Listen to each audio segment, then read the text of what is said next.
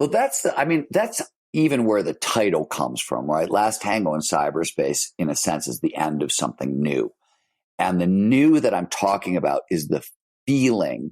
What we don't realize is that the world, life, it feels a particular way based on a lot of subconscious stuff that we don't pay attention to, including the technology we're surrounded by. And I'll give you the example I always like to give, and we sort of started here, is if you are old enough to have watched the internet emerge, there was a period between like 1993, 94, and I helped start BuzzNet, which was one of the first online magazines. So I was in San Francisco. I was working on some stuff for this right at the beginning. So I was familiar with it. But in a 2-year period, you went from like being fairly isolated in the world to being connected to the world.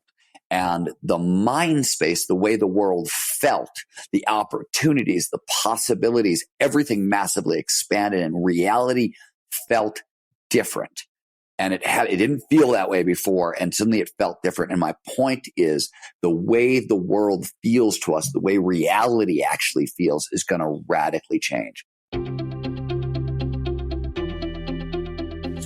I'm Srini Rao, and this is the Unmistakable Creative Podcast, where you get a window into the stories and insights of the most innovative and creative minds who've started movements, built thriving businesses, written best-selling books, and created insanely interesting art. For more, check out our 500-episode archive at unmistakablecreative.com. Doing creative work can be kind of lonely, and that's why we built the Unmistakable Listener Tribe. The tribe is a community for professionals to connect and support each other. Everything is designed to help you grow your business and share what's working and what isn't. And that's true whether you're a business owner or an artist. You'll get access to feedback, live conversations with guests, and so much more. By joining the tribe, you become part of a community of creators who all support each other, and it's completely free.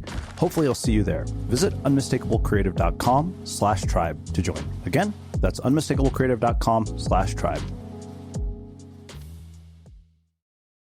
Stephen, welcome back to the Unmistakable Creative. Thanks so much for taking the time to join us. Thanks for having me, man. It's really good to be with you.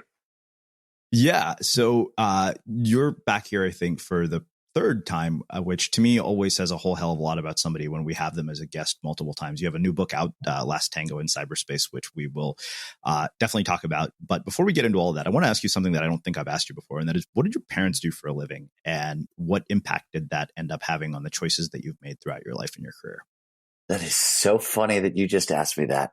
I said this to my team 4 days ago. I was like, I don't know what it is about writing a novel, but everybody keeps asking me about my parents and all that David Copperfield kind of crap. Nobody's ever asked me questions about my family or anything else. My father, my grandparents were essentially Russian immigrants. So my parents were kind of first generation Americans, and my mom was a teacher. And my father came out of college as an accountant, and then he moved over into life insurance. And now he's sort of wealth planning, 50 years later or whatever. So my father was a businessman, and it's interesting.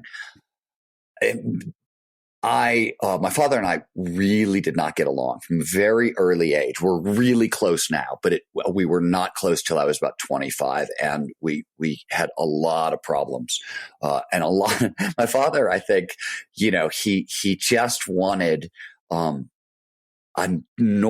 was a baseball player. I think he wanted a son who played baseball and was interested in business, and it would have been just fine. And what he got was just this like weird creative guy who was interested in art and science and action sports. None of the things that he wanted in a son. So that was a little bit of a war zone. My mom was massively creative, always creative her whole life. And I always say that the way when I was born, my parents were really poor. I think their combined income the year we moved from Chicago to Cleveland, which was I was 2 or 3 or something, was $2,000 a year. So there was not a whole lot of money back then. And my mom, she was young. She was 21, 22 when she had me. She had no idea how to raise me. She had no idea what she was doing. And so the way she compensated for her lack of knowledge was by reading to me endlessly. We would go to the library and I would pick out 150 books and we would bring them home. And she didn't know, she literally had no idea what she was doing. But the only thing she knew, books are good for kids. And I think that's what did it. Yeah.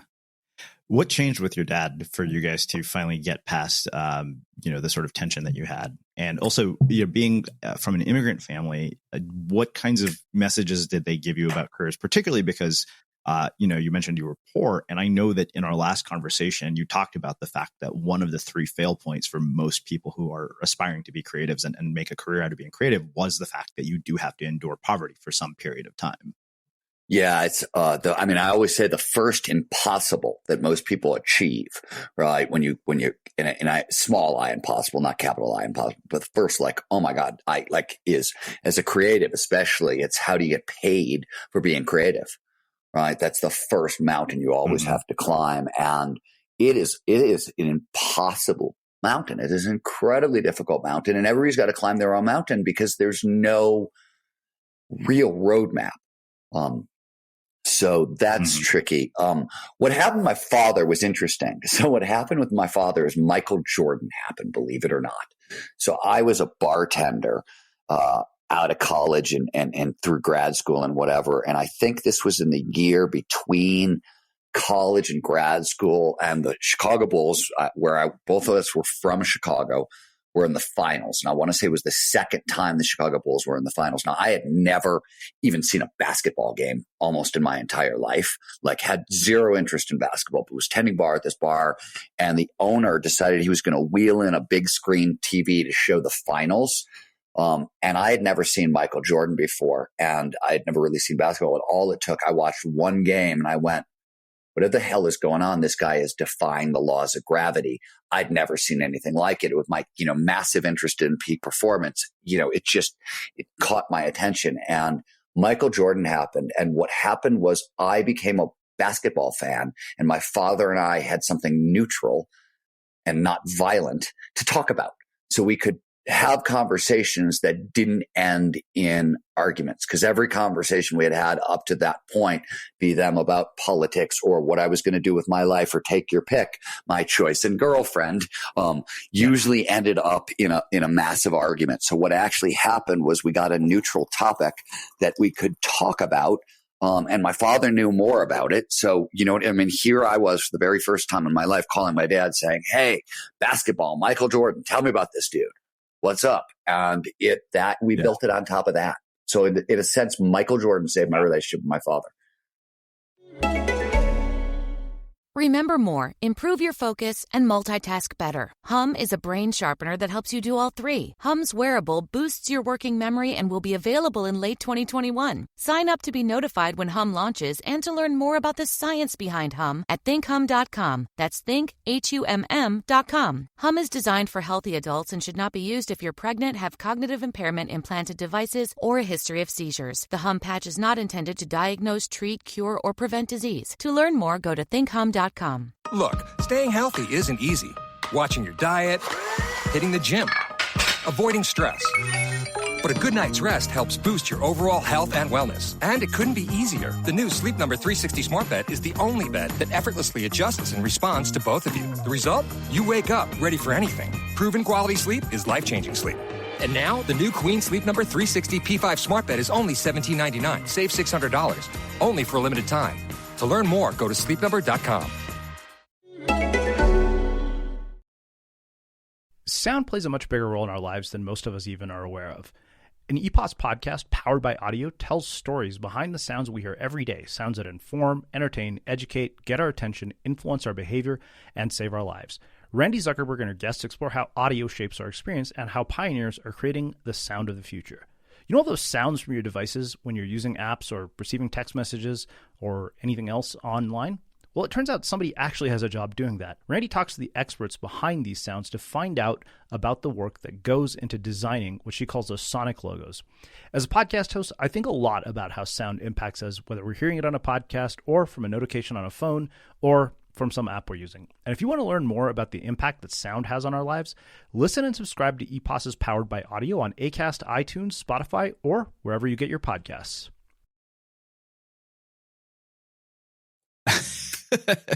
Well, that's amazing. And did the past just sort of get masked by the fact that, you know, you have this one thing that you could rebuild on? Like, what happens to all the drama from the past? Well, so, I mean, one is I started to grow up and I started to understand how young my father was when he had me, and that like the person I was having problems with as a dad growing up, you know, was suddenly I was, you know, in my late 20s, early 30s, at sort of the same, you know what I mean? That the same eras that my father and I started having problems. And I also have, my father's got a bad temper and I have my father's temper. And I've had to learn to really control kind of the anger and the rage and the frustration and the way that builds up in me. And I knew he was dealing with the same stuff with less tools and just as much fear and, you know, all that stuff. So I started to get a little wiser in perspective. And I started to realize, hey, wait a minute. First of all, in a lot of this, I was the asshole. And here was a guy just doing everything he possibly could to do his best. And I was making it incredibly difficult. And that's the other thing. I was beyond wild as a kid. I mean, I was a kid that other parents warned their kids not to play with. My 6th grade teacher told me I wouldn't live to see 30. I was wild. And the friends I had were even wilder.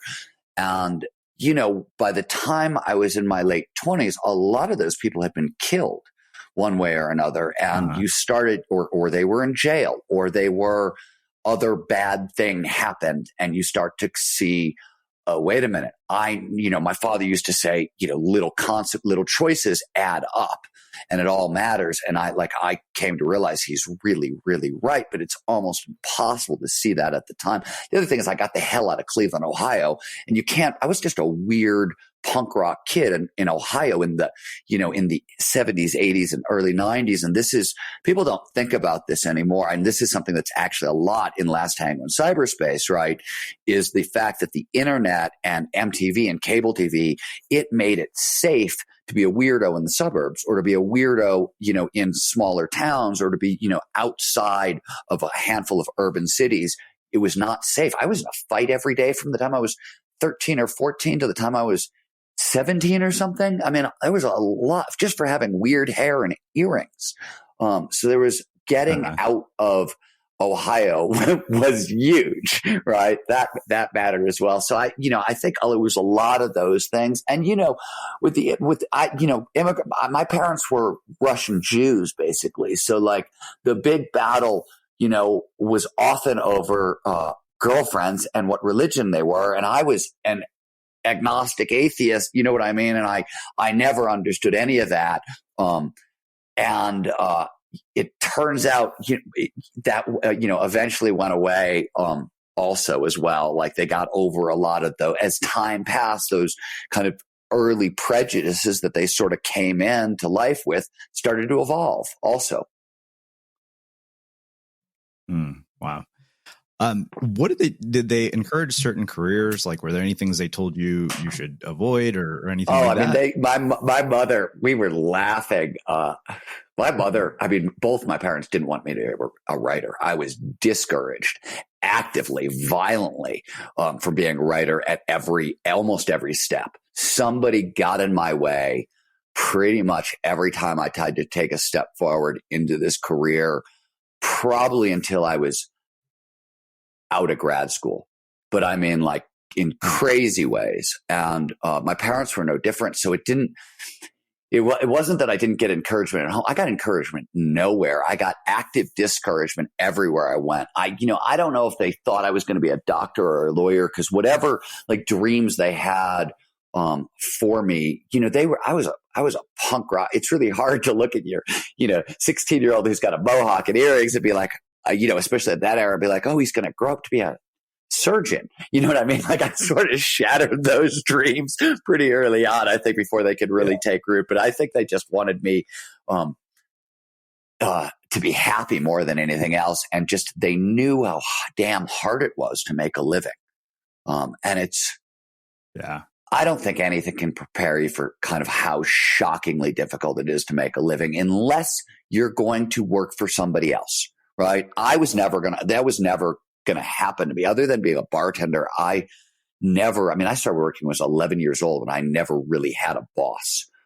I don't do well with bosses with any of those things. So, that was challenging. I think that scared them.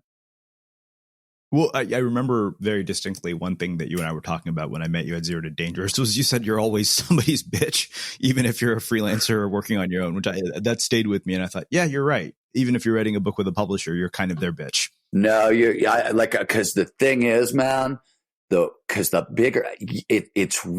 biggest transition is the first, you usually make your name as a creative with developing a style, right? That's first level. Level 2 is that your style gets you known enough that you get hired by bigger names, be it whatever industry. And then you're really working for somebody else, right? And they don't want you to be creative. They don't want the very thing that got you there. They want you to do their thing really, really well. And then if you actually get forth from that one, well, suddenly you have an audience. And that's a totally different thing, right? My novel's a really great example. I've got an incredibly devoted audience and fan base who love me and love reading about disruptive technology and love reading about peak performance. But suddenly I read a novel and some of them are really fired up and others are like, what are you doing, man? What the hell is this? Yeah. Yeah, I mean, like in the spirit of transparency, like I think the books that I related to more were your peak performance books, like Rise and Stealing Fire, and I was like, oh, this is a really interesting departure. Granted, I'm like, yeah, I kind of, when you told me what the book coming after this was, I was like, yeah, honestly, I'm kind of looking forward to that one more, because I'm a weirdo who doesn't read a lot of nonfiction. So it was, one of those things where it's like, okay, you know what, I want to read this so I can have a conversation with you about it. But you'll hopefully, let's talk about that for half a second, only because I think there's something that a lot of the kind of high performance entrepreneurial minded, even creative minded folks who a lot of your listeners don't read fiction. And the thing about it is it's a mistake. It's a mistake for two reasons. Reason one is if you're really, really, really going to learn and become a lifelong learner, you have to get comfortable reading things you don't always understand. And fiction readers get that very early on. They're like, oh, there's stuff going on in the plot that might be atmospheric, that might be whatever, or might not be revealed till later, and I'm going to be confused along the way. So they learn to handle a certain level of discomfort. And I think a lot of readers today get to the point where they're like, I'm not quite sure what's going on, and they get uncomfortable with it. And that's really, it's problematic, first of all, because for fiction reading, but it's really problematic as you get deeper and deeper into subjects, because you're going to be reading over your head a lot. The second thing is, nonfiction is fantastic for facts. It's great for facts. It's really, there's no denser learning available than a nonfiction book, and nobody's a bigger fan. But what is really hard to get from a nonfiction book that you automatically get from good novels is perspective. And that perspective shift.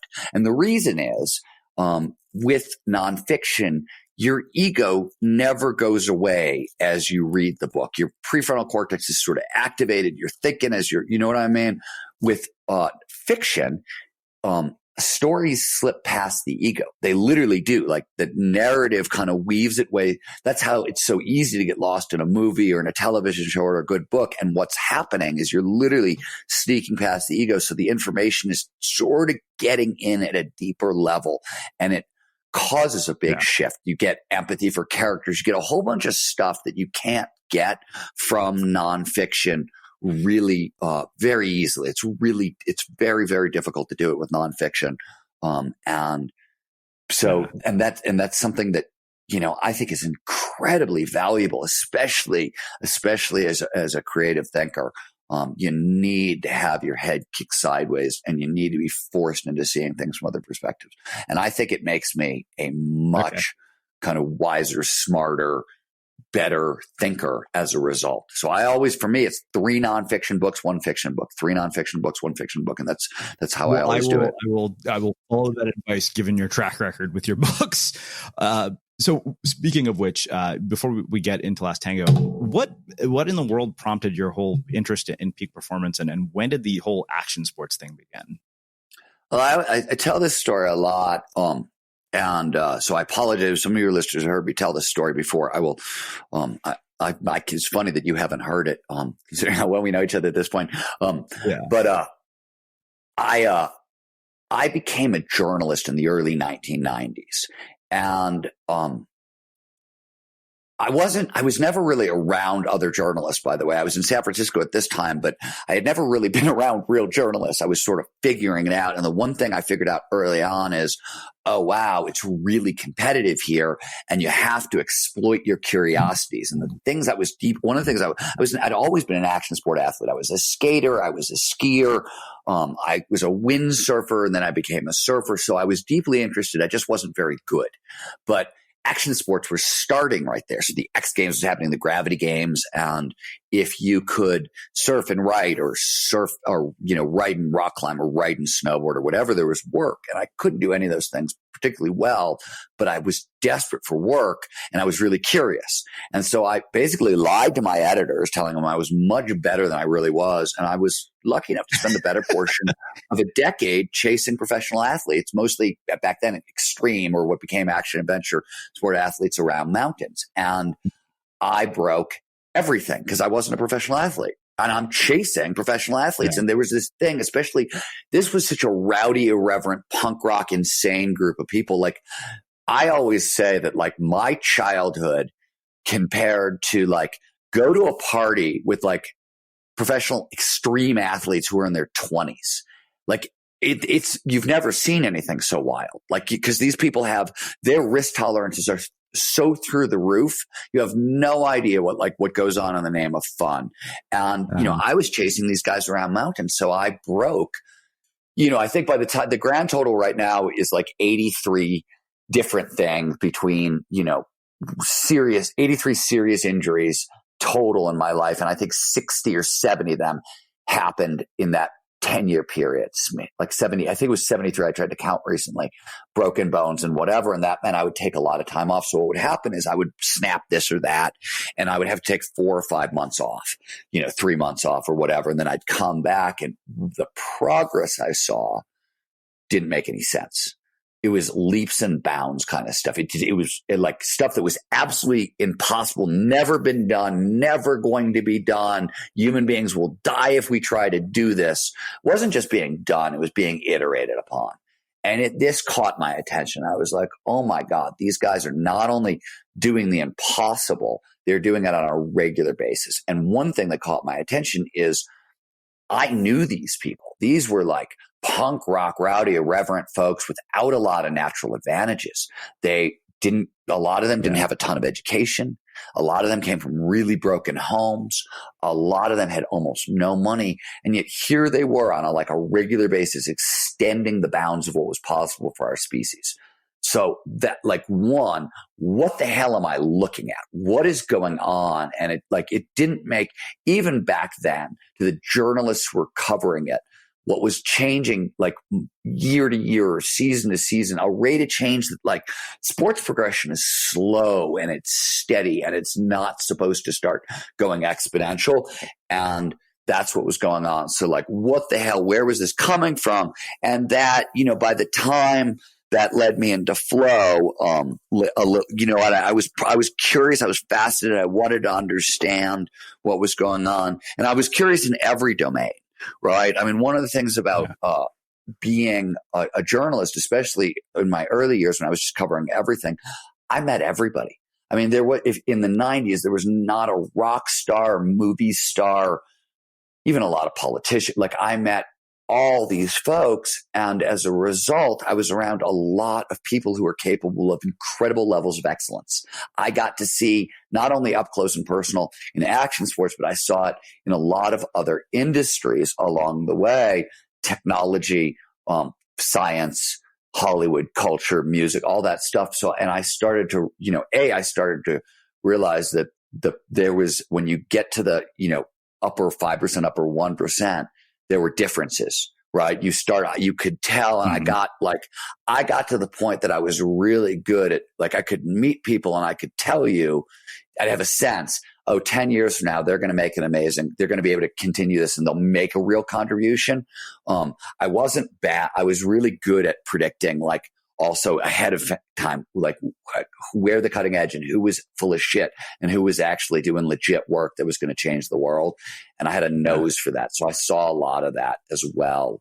And, one thing led to another. And by the time I was like 27, 28 and then sort of discovered flow for the first time, was fascinated by that.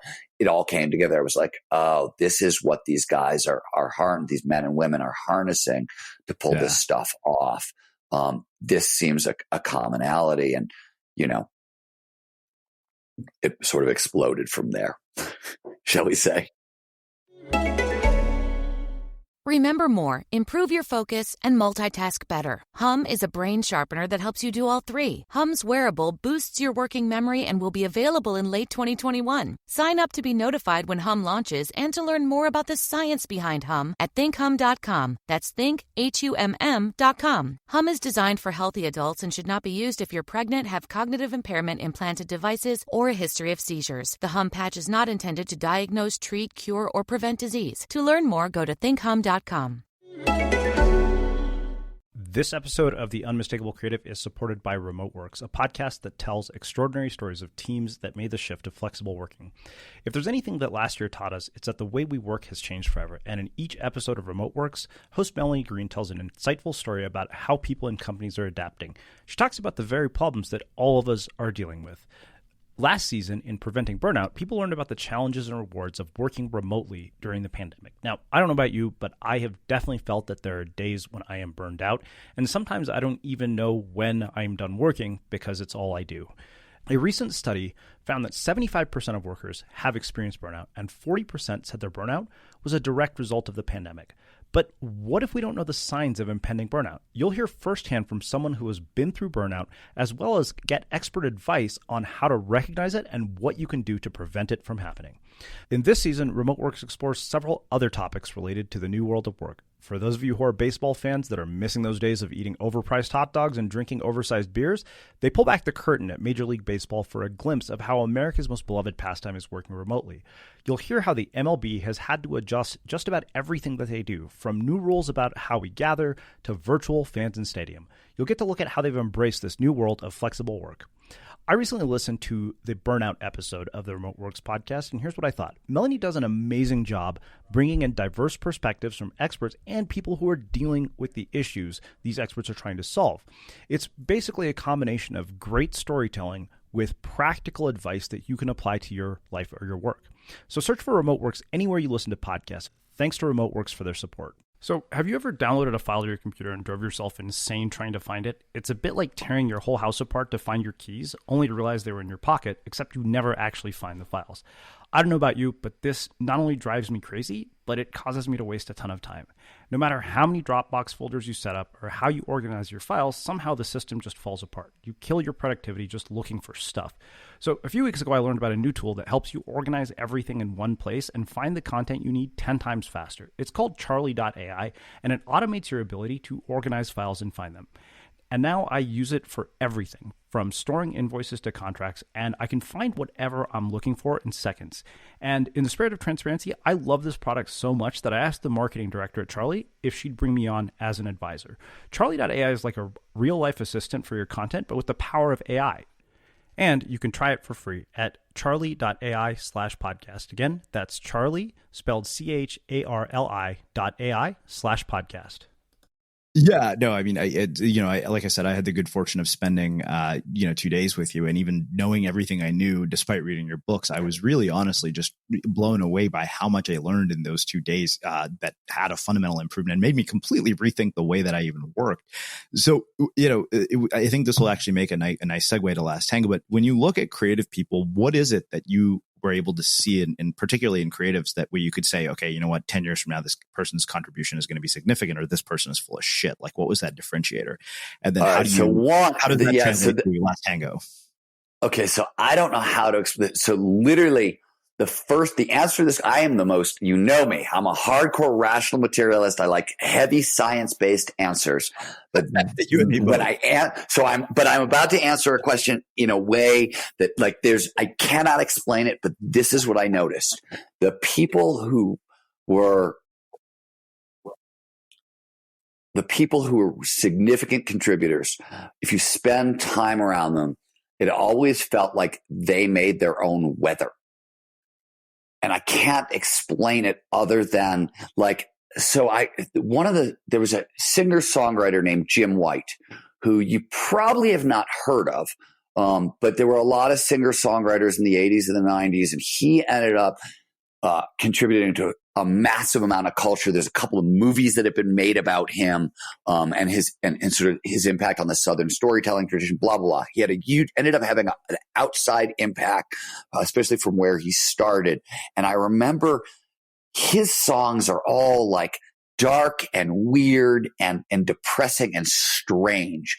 And I went to interview him, and out of nowhere, like Hurricane Earl blows into Florida, and suddenly I'm stuck. And I'm stuck and trapped in Florida with this dude, and the hurricane and everything that happened around him. I was like, wait a minute, this is like I'm in one of his songs.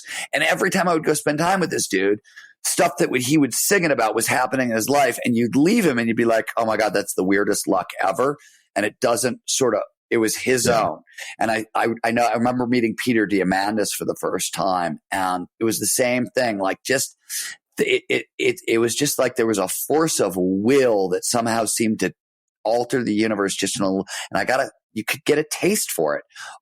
What I found that is really difficult, the hardest part about that one was separating that reality from narcissism, because it's at a glance, it's really hard to tell them apart. And you have to get it really is. And if you're a journalist and you're interested in covering people going after the impossible, you're going to meet a lot of narcissists. And so you have to be able to tell who's just a lying motherfucker from who's legit. And that's still a tricky skill set. But that's the one that was hard. But it's a weird answer, but that's sort of my answer. They made their own weather. Yeah. Well, I think that social media really fuels this sense of narcissism, and people appear to be, bigger than they are in many ways. Like they paint these pictures of their lives, and you kind of are like, okay, well, what's happening in between the status updates and the Instagram uploads? Like what's really happening? Well, imagine all that stuff though, like as a journalist, right? Like you would stumble into these stories, and sometimes you couldn't tell, am I finding a source because they're the right source, or am I finding a source because they want to be found and their ego wants them to be right? And it's really tricky. And I spent 6 months once on tracking down this very strange, very weird FBI story. And I was being led into it by a detective with an enormous ego and a track record where you couldn't he was either the most brilliant human being in the world or a liar. And it was a weird line. And here I am tracking down this really incredibly complex. I spent 6 months in this rabbit hole. And in the end,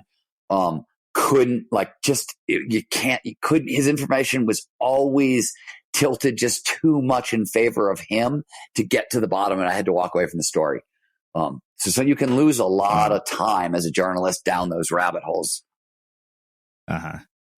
Well, speaking of rabbit holes, we were talking about fiction being sort of a rabbit hole. And I think that was one of those things where I had to read, I thought we were going to talk next week. So I was trying to read as quickly as possible just to get a sense for what was happening in this book.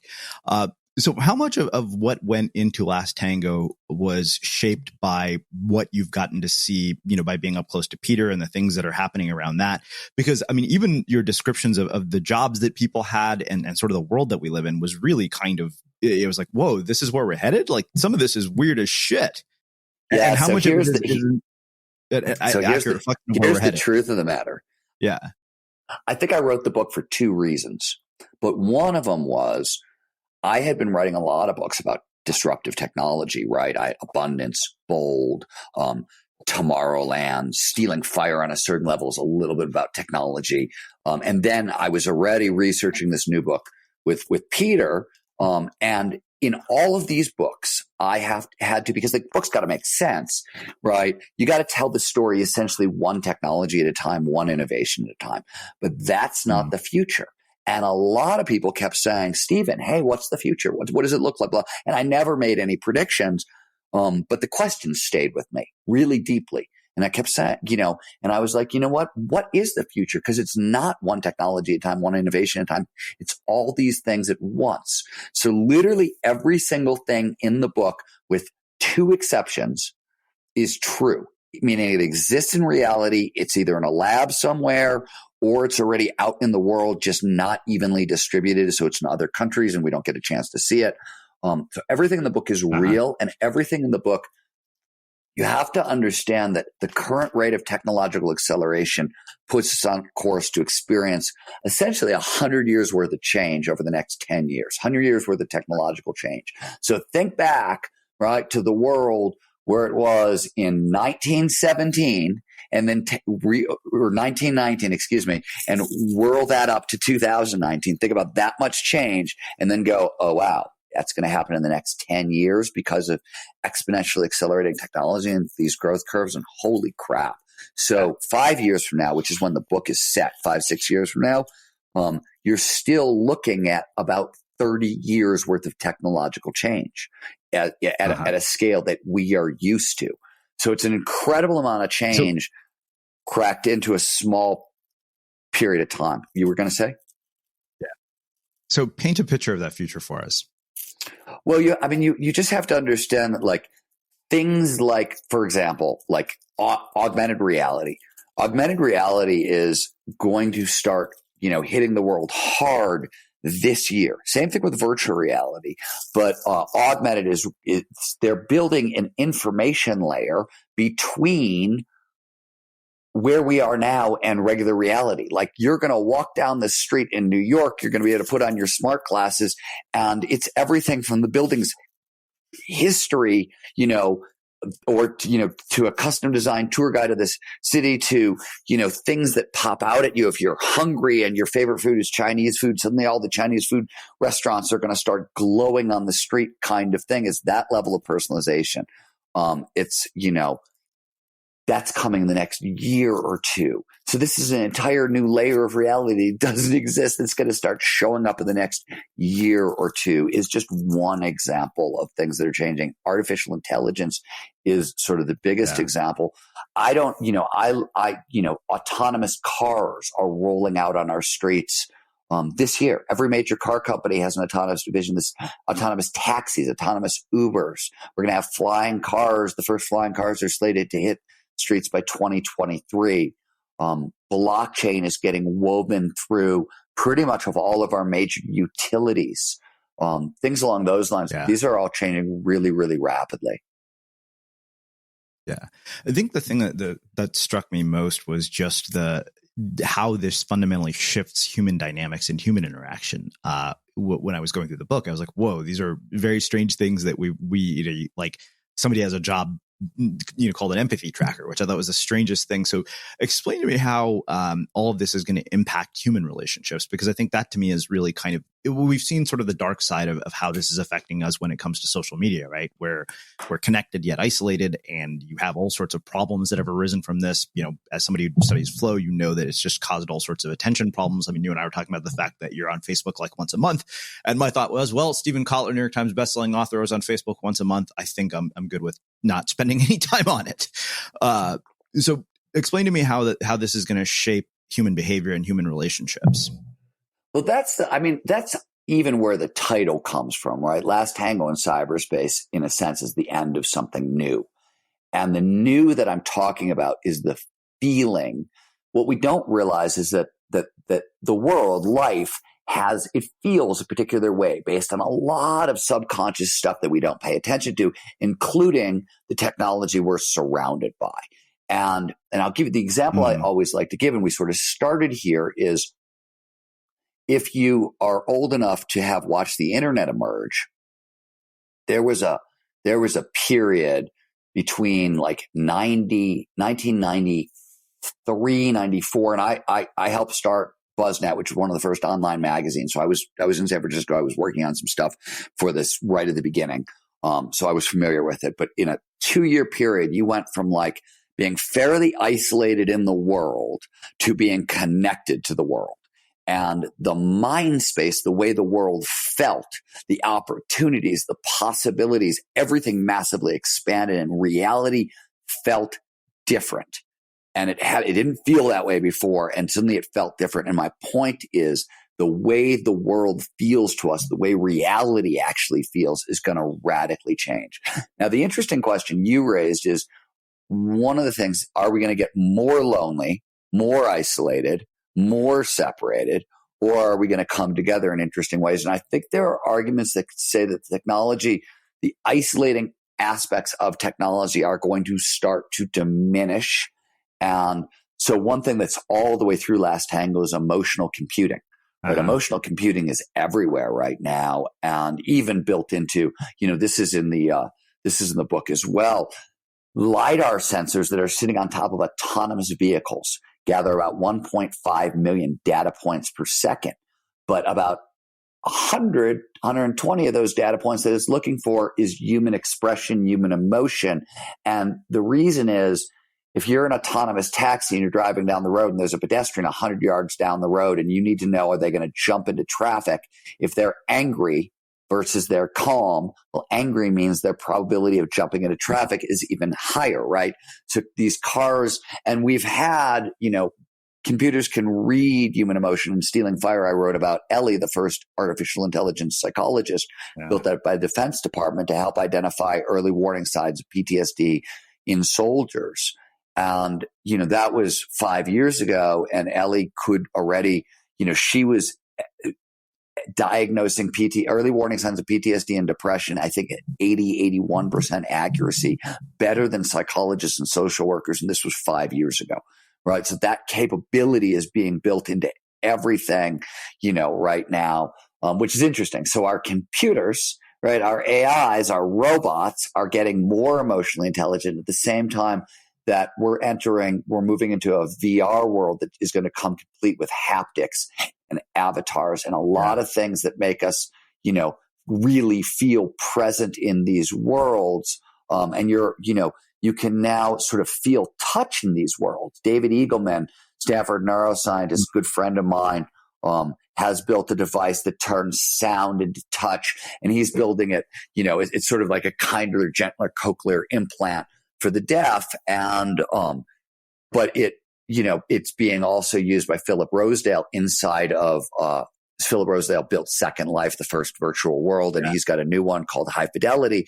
And David Eagleman built a haptic vest. So you go into, and this is just right now, you go into VR world, it's raining in VR, you feel the raindrops on the vest. Right. That's where we are right now. There's an entire field. I mean, the field of dildonics, which is exactly what you would think it is. It sounds exactly like what it is, has been around since the 80s. And, sex and porn has driven every technology forward. And this VR is going to be no different.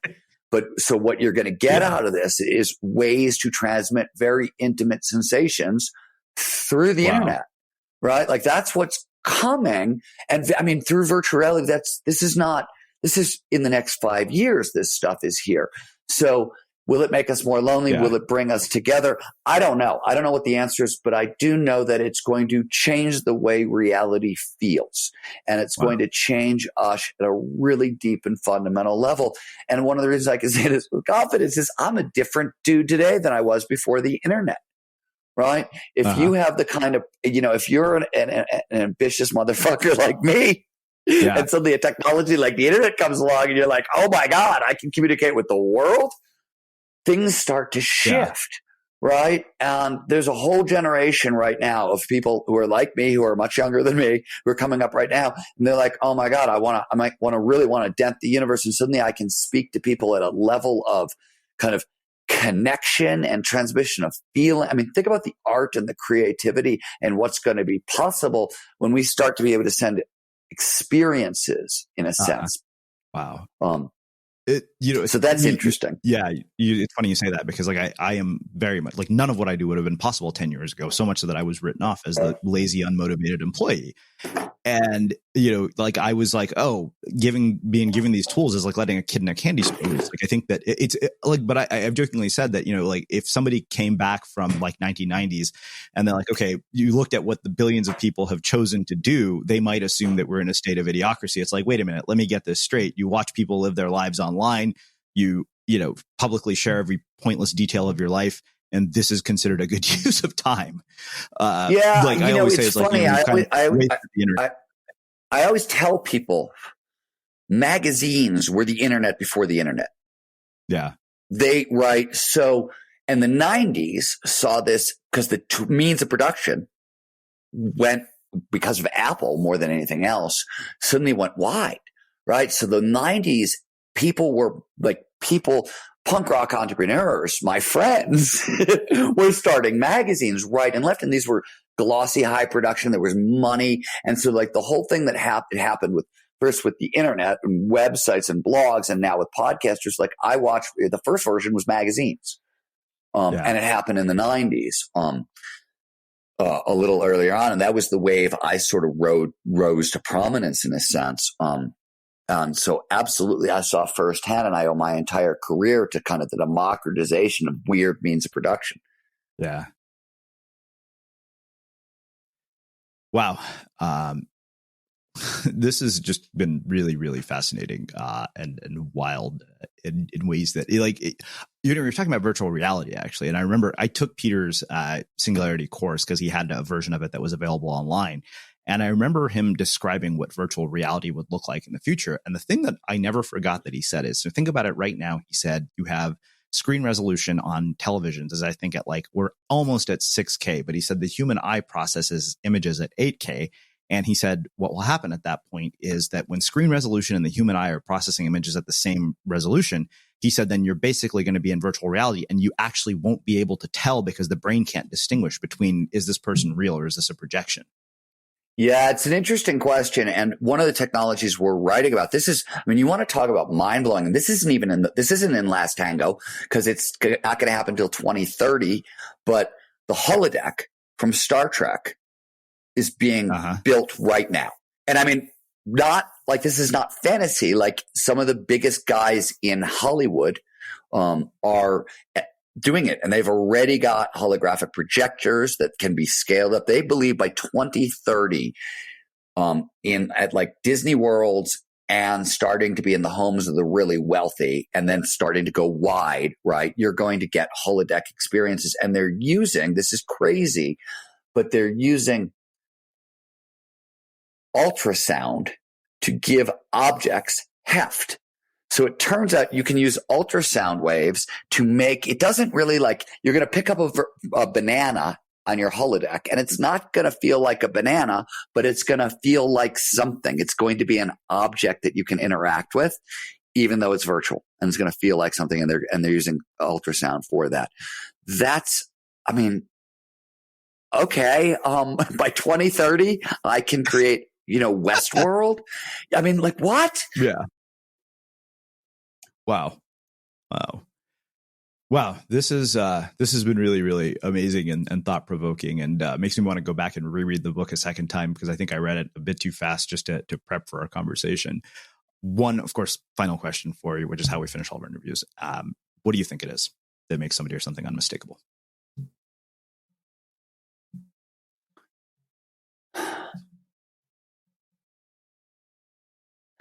I don't know, man. I always say this, right? I think ultimately when you come right down to it, there's really just how hard you work and how big is your vision.